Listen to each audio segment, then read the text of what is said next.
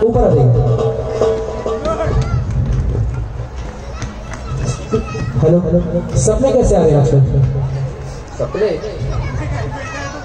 अभी तो बहुत अच्छे आ रहे हैं। सपनों में कौन आ रहा है? कमलेश। कमलेश नहीं आ रहा क्या? ड्रीम गर्ल आएगी। नाम लीजिए ड्रीम गर्ल। निशा। निशा घुट मम्मी छोकर आत्मा निकली हो। और वैसे चलिए आपने प्रैक्टिस तो बहुत की होगी। जैसा झूले से यहाँ नाचेंगे आपको वहाँ नाचना पड़ेगा, ठीक है?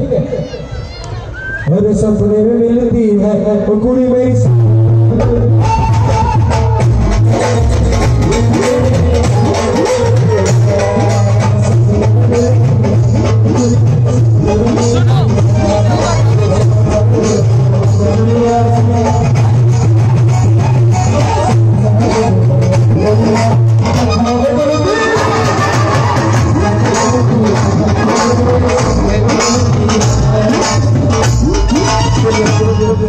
चोरी सादा हो गया।